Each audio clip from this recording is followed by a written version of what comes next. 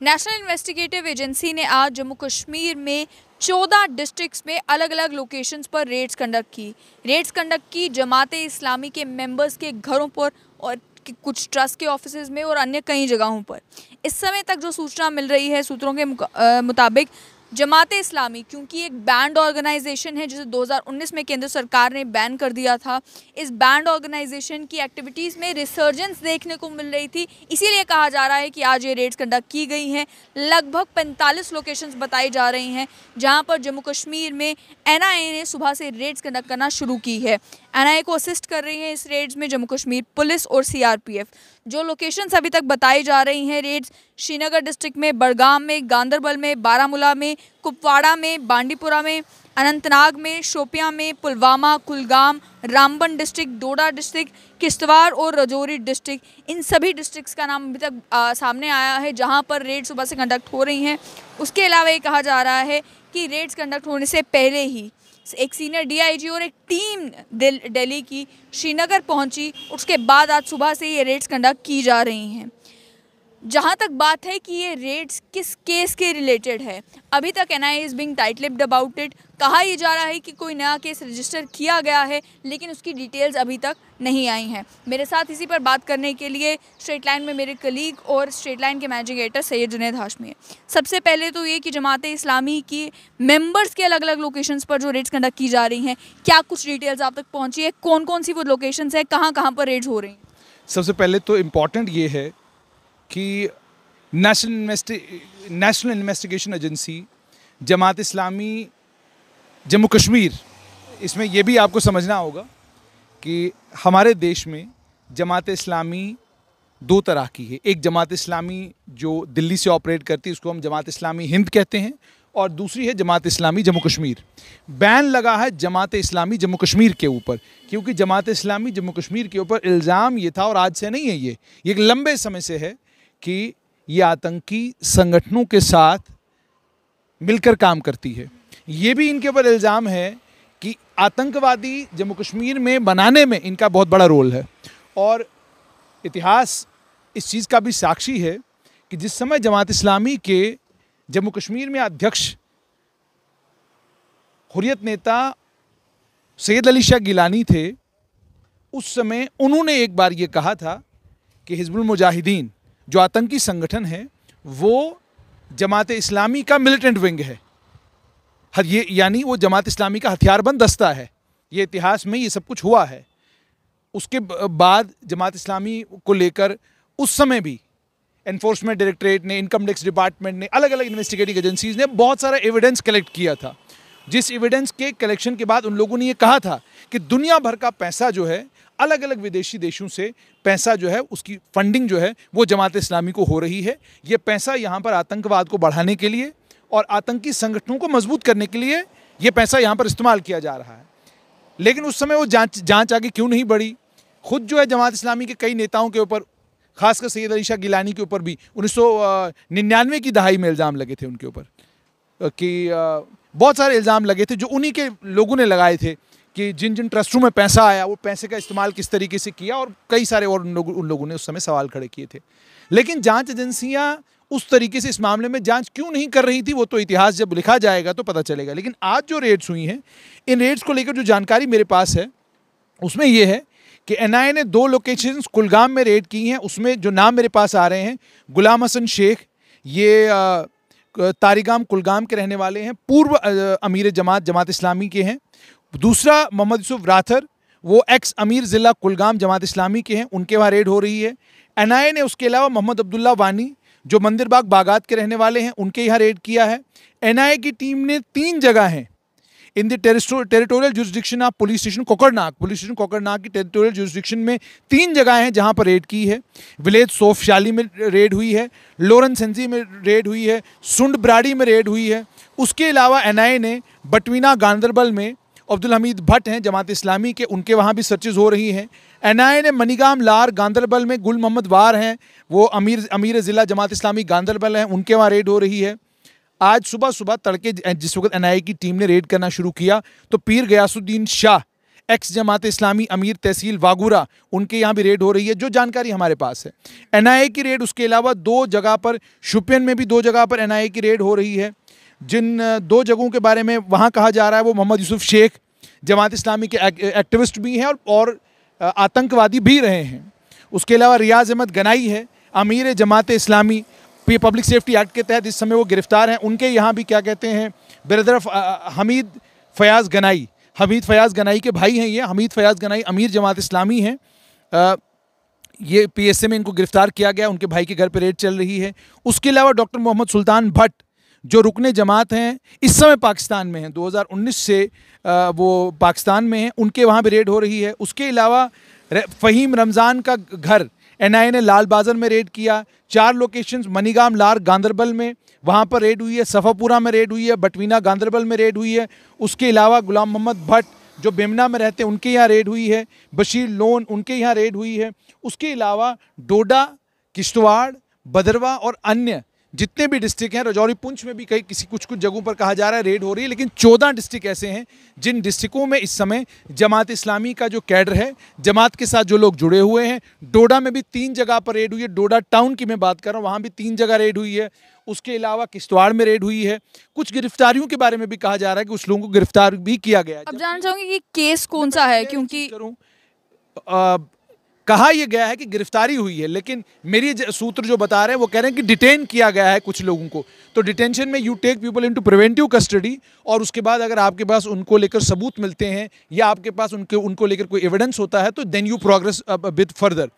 तो ये इस समय तक की जानकारी है कि इस समय 45 लोकेशंस के ऊपर, और कई जगह पर तो ये कहा जा रहा है कि 50 लोकेशंस के ऊपर जो है नेशनल इन्वेस्टिगेटिंग एजेंसी की रेड चल रही है।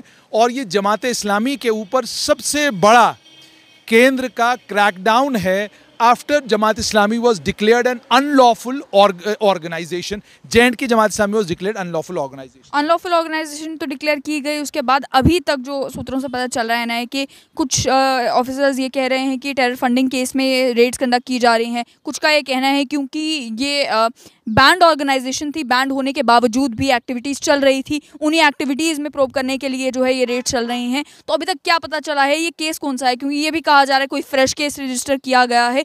किस मामले में ये रेड्स कंडक्ट की जा रही? देखिए, जहाँ तक हमारे सूत्र हैं वो तो ये कह रहे हैं यूनाइटेड जिहाद काउंसिल के साथ जमात इस्लामी आउटफिट के जो लोग हैं वो संपर्क में रहे हैं।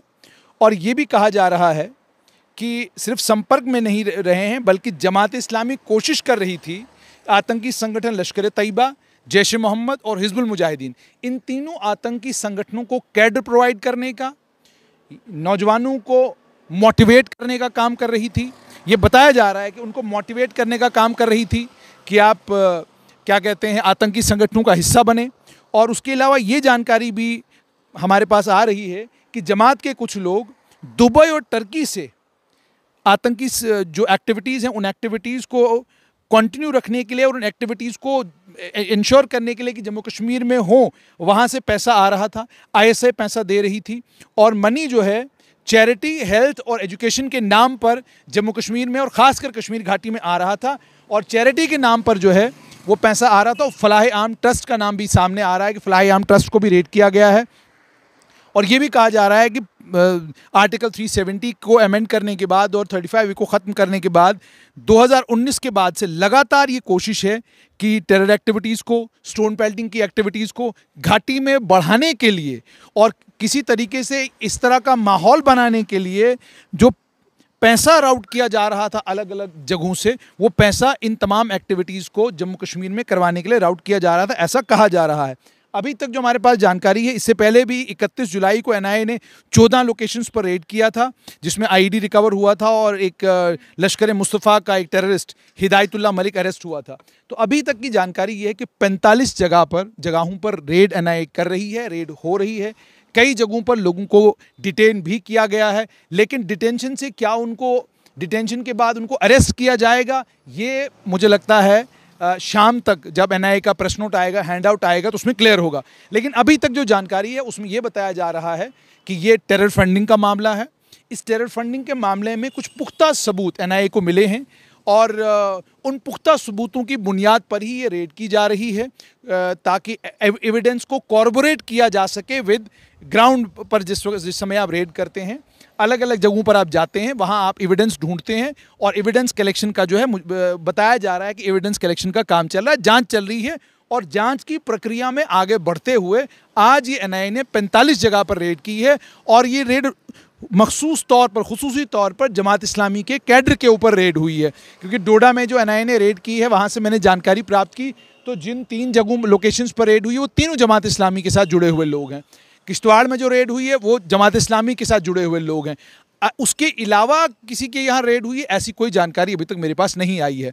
मगर ये अपने आप में हाउ सिग्निफिकेंट इज दिस कि अगर ये सबसे बड़ा क्रैकडाउन अभी तक जमात इस्लामी के ऊपर है, so how do you see this? Already NIA is being very active these past few days, और अब ये इतनी बड़ी रेड्स कंडक्ट करना, 45 या 50 लोकेशंस पर लगभग जो है रेड कंडक्ट होना इस टाइम में, how significant is this?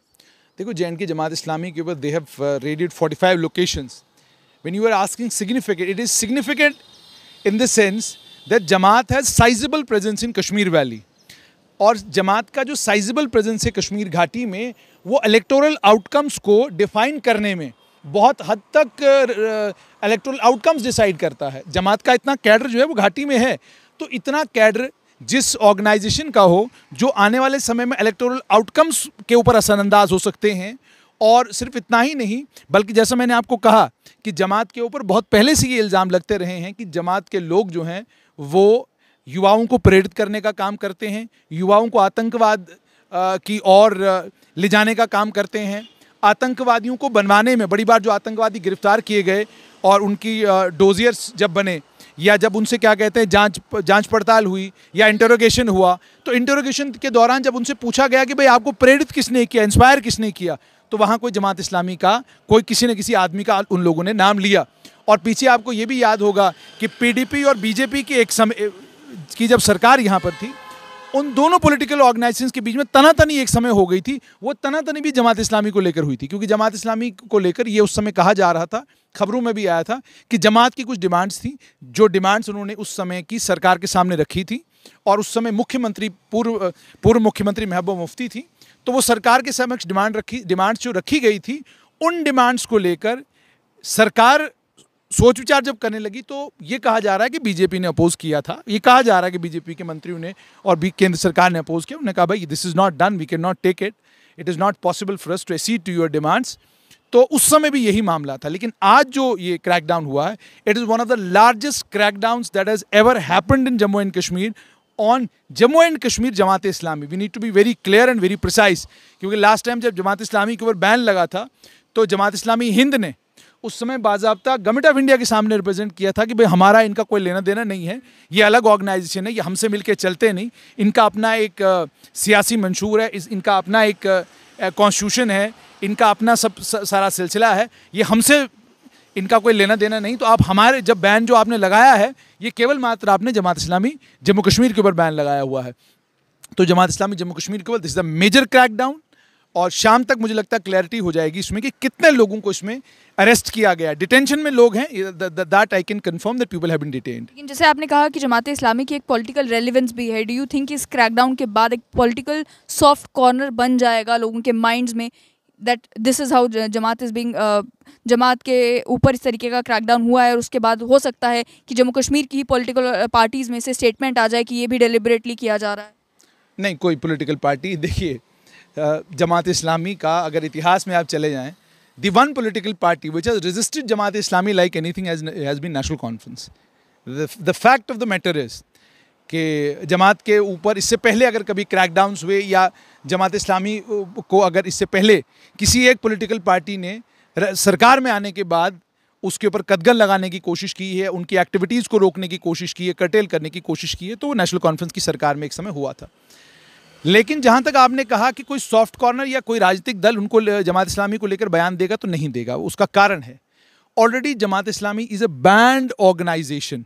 So when an organisation has been banned for anti India activities, और जब एक ऑर्गेनाइजेशन के लोगों के ऊपर इस समय रेड्स कंडक्ट की जा रही है, और रेड्स केवल इसलिए हो रही हैं क्योंकि आप ये एक्टिविटीज़ उन एक्टिविटीज़ में शामिल थे जिन एक्टिविटीज़ में आप जम्मू कश्मीर को भारत से अलग करने का मंसूबा आपका था, तो इस जैसी ऑर्गेनाइजेशन को लेकर कोई सहानुभूति अगर किसी राजनीतिक दल में होगी भी, तो मुझे नहीं लगता कि वो जाहिर तौर पर बाहर आकर कहेगा जी हमारे इनके साथ कोई क्योंकि पीडीपी के भी कई लीडर्स के ऊपर इसी तरीके के इल्जाम लगे हैं, बट दे डू से कि it is a deliberate. I do not see the fact of the matter remains, it is not me who is saying this.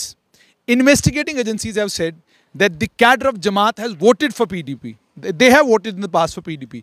Even at this time, you will not see PDP coming up with a statement and defending Jamaat-e-Islami or saying that the raids are being conducted, because even they understand कि NIA जब raids कर रही है और NIA का जो इस वक्त प्रोसिक्यूशन का जो NIA का जो प्रोसिक्यूट वो लोगों को कर रहे हैं, या जो कन्विक्शन रेट NIA का है वो 90% से ज़्यादा उनका कन्विक्शन रेट है। इसका मतलब क्या है कि NIA जब कहीं इन्वेस्टिगेशन करती है, NIA जब कहीं रेड करती है, NIA जब लोगों के पकड़ दकड़ करती है, तो NIA पहले कंक्रीट एविडेंस उनके पास होता है, उस एविडेंस की को लेकर लीड्स के ऊपर काम करती है, और लीड्स के ऊपर काम करने के बाद फिर चिन्हित करती है कि किन लोगों को गिरफ्तार करना है, किन लोगों के ऊपर हाथ डालना है। फिर जिन लोगों के ऊपर NIA हाथ डालती है, वो NIA बड़ी क्लियर होती है that these are the people who are involved and they need to be taken to task now. That is what NIA does. So definitely NIA का वाटर टाइट केस होगा, और उस वाटर टाइट केस के evidence collection के लिए, उस water tight case को और मजबूत करने के लिए, और जो लोग अभी भी जम्मू कश्मीर घाटी में बैठकर युवाओं को आतंकवाद की तरफ धकेलने का काम कर रहे हैं, पाकिस्तान और ISI की मदद कर रहे हैं, और अभी भी ये मंसूबा या ये प्रोग्राम रखते हैं कि हम जम्मू कश्मीर को भारत से अलग करने का मंसूबा रखते हैं, उन लोगों के खिलाफ जो आज NIA ने रेड्स करी हैं, definitely they are doing it with concrete evidence in their hand. Otherwise होता क्या, आप रेड्स कंडक्ट करते हैं, आप एविडेंस कलेक्ट करते हैं, उसके बाद you have to go to the court of law, and it is there where the real test lies, जहाँ पर आपको सारा एविडेंस देना है और जिसके बाद कन्विक्शन होगी। तो इस मामले में अभी तक की जानकारी यही है कि 45 जगह पर रेड्स हुई हैं, कुछ लोगों को डिटेन किया गया है, रेड्स अभी ऑनगोइंग है, चल रही हैं, लेकिन this is for sure that this is the biggest ever action that has been taken by the central government, by National Investigating Agency on Jamaat-e-Islam, Jammu Kashmir Jamaat-e-Islami, which is a banned organization. बहुत बहुत शुक्रिया।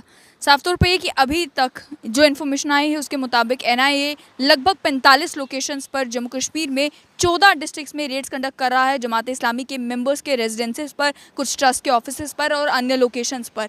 अभी तक NIA की तरफ से कोई official statement नहीं आई है। जब ऑफिशियल स्टेटमेंट आएगी उसमें जो कुछ मालूम चलेगा, यानी कि क्या एविडेंस कलेक्ट किए गए हैं, क्या किसी को डिटेन किया गया है और किस केस के रिलेटेड आज ये रेड्स कंडक्ट हुई हैं, वो भी इन्फॉर्मेशन आप तक ज़रूर पहुँचाएंगे।